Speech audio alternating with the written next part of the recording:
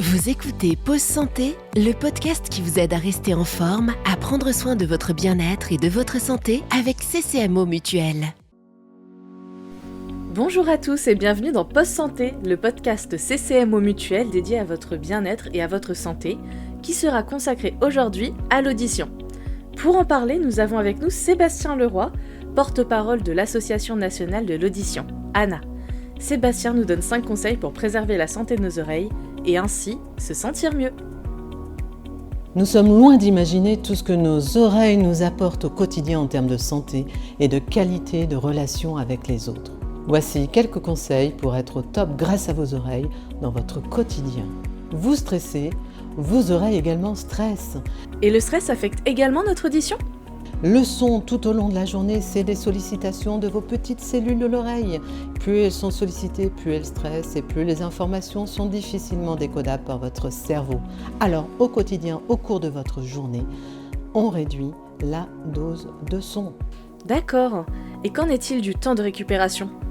La règle d'or pour des oreilles au top, le temps de récupération.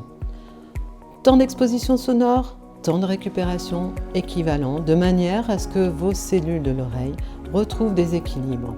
Alors attention à la durée et au volume du son d'écoute dans vos écouteurs et à l'ensemble des expositions sonores sur la journée. Règle d'or, temps de récupération. Je dois également bien m'équiper. Je travaille ou je télétravaille, écouteurs ou casque. Attention, les écouteurs sont prévus pour une écoute de loisir. Les bandes de fréquence sont beaucoup plus larges. Le casque de travail ou de télétravail, lui, est vraiment conçu pour aider votre cerveau à comprendre la parole rapidement, c'est-à-dire à décoder facilement les informations provenant des échanges lors de vos visios ou sur votre plateau de travail. Donc attention aux écouteurs. Écouteurs, c'est la musique, les loisirs. Au travail, j'utilise le casque qui m'est mis à disposition. Et surtout, je n'oublie pas de contrôler. J'intègre régulièrement un bilan de mon audition. Effectivement, comment savoir si j'ai une perte de concentration, une perte installée de compréhension de la parole, c'est-à-dire une perte auditive éventuellement. Comment savoir si j'ai des caries, si j'ai du cholestérol, si j'ai du diabète. Et je vais faire un bilan sanguin, je vais voir mon dentiste. Et est-ce que j'ai pensé à voir mon médecin ORL ou à faire un dépistage indicatif chez un audioprothésiste ? Alors régulièrement, j'intègre un bilan de mon audition chez mon ORL ou un test de l'audition avec un audioprothésiste. En effet, et je me protège lors des événements. J'ai prévu une sortie en festival, j'ai prévu de participer à un concert. Est-ce que j'ai pensé à mettre des protecteurs individuels contre le bruit dans mes poches ? Car effectivement, parfois le son tape très fort et ça peut provoquer des sifflements, des bourdonnements qu'on appelle des acouphènes.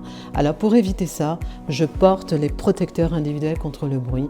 Avec eux, j'enlève tout ce qui est mauvais et je garde le plaisir et je continue malgré tout à pouvoir communiquer. Incroyable !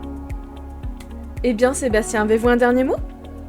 La meilleure façon de vous convaincre, c'est de tester. Tester ces bons conseils. Très vite, vous allez voir vos gains en termes de diminution de fatigue, de moins d'irritabilité avec les autres et de prendre plus de plaisir. Alors, je prends soin de mes oreilles, car nos oreilles, on y tient. Merci Sébastien.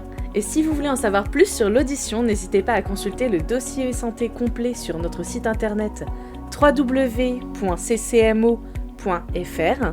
Vous pouvez également vous rendre directement sur le site de l'Association nationale de l'audition en tapant www.association-nationale-audition.org.